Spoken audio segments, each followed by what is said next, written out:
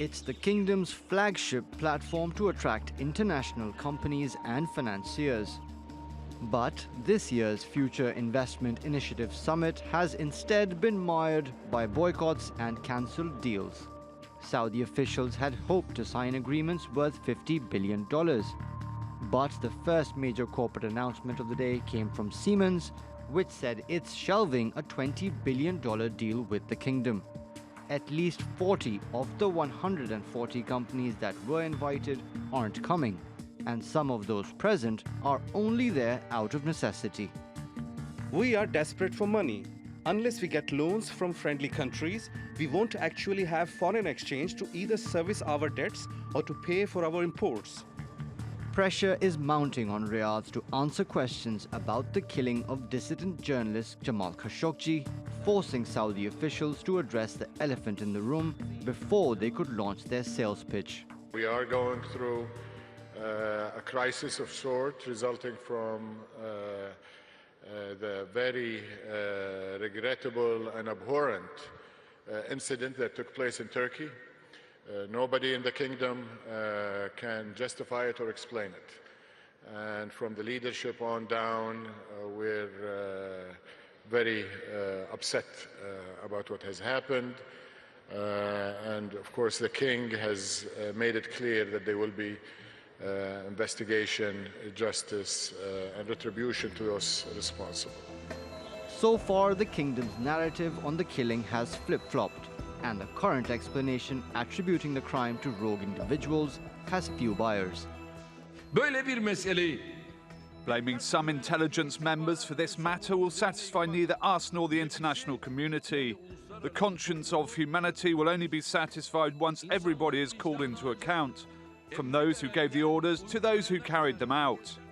European leaders are already calling for punitive measures against the kingdom. However, US President Donald Trump doesn't want to block the flow of funds from Riyadh. A US intelligence report is due on the killing within days, and any trail leading back to Riyadh could be a deal breaker for the White House and international investors. Mobin Nasir, TRT World. Well, for more on this, our editor-at-large, Craig Peters, is with me here in the studio, as well as Taha Arvas, who's a financial columnist at the Daily Sabah newspaper. Welcome to you both. Craig, if I could start with you first, can we look at this investment forum that's currently underway in Riyadh despite the controversy? Saudi Aramco, the state-owned oil giant, says it's already signed 15 agreements worth $34 billion with companies such as Total, Hyundai and Halliburton.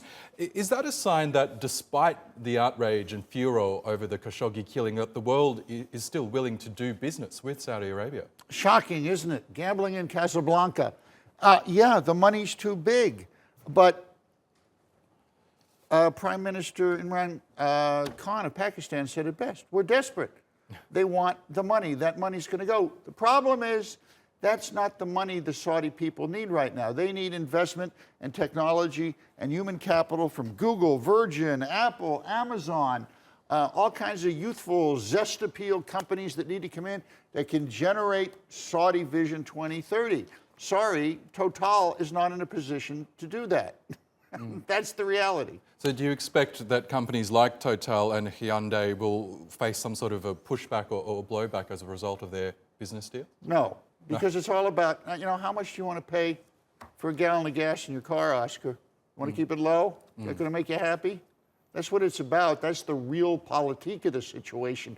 Oddly, it's going to bite the Saudis in the long term because they're not doing anything to generate a local, vibrant economy for the 12 to perhaps 15% unemployed, higher for youth.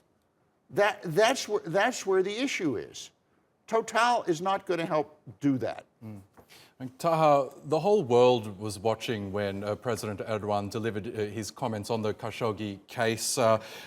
Markets were glued, investors were glued to what he had to say as well. He called the death a premeditated murder and demanded answers from Saudi Arabia. It really ratcheted up the pressure against the kingdom, didn't it? I'm wondering, does this fuel calls for sanctions against Saudi Arabia, particularly from the US, where even members of Congress are pushing Donald Trump to act against Saudi Arabia? I mean, it might fuel calls for sanctions, but I mean, I will join Craig in his comments. I don't think there will be sanctions. I don't think there will be anything more than a few words spoken to the Saudis, because first of all, we're so far away from knowing what actually happened.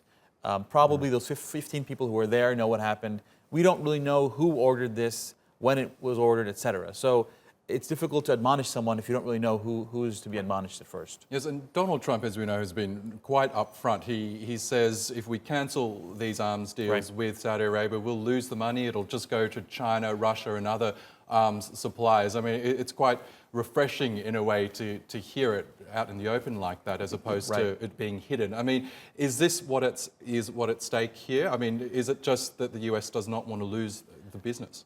Pat Robertson, who is the evangelical pope, if you will, of the United States, the head of the Christian church in the South, essentially, said we're talking about $100 billion here. I mean, this is a religious leader who says $100 billion. Come on, like, is one man's murder worth risking $100 million and 500,000 jobs, as Trump put it? Then it came down to 50,000, et cetera. So this is how much money we're talking about. So unfortunately, the short answer is nothing will happen. Saudi Arabia will not be punished. Countries that do no business with Saudi Arabia might come up with sanctions against Saudi Arabia, but countries that actually do business won't be doing much in this respect. Interesting. And Craig, the Khashoggi killing has put the focus squarely on Saudi Arabia's rulers, particularly the Crown Prince Mohammed bin Salman, who's been seen as effectively a de facto leader in the kingdom. I'm wondering, does this whole Khashoggi affair put his leadership in doubt? Can he survive all this? Well, that's the big question, Oscar. And what we're hearing from American congressmen and senators is they want the young princeling out. They're vocally saying this. We're hearing the same kind of talk privately from European leaders.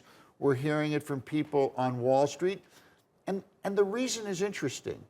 They don't trust this 30-something to be able to run this very important country for the next 40 years. And they're putting there's pressure being put on the king to try and get rid of this princeling and bring in another, which has happened on numerous occasions in the history of the kingdom. So there would be nothing new in that.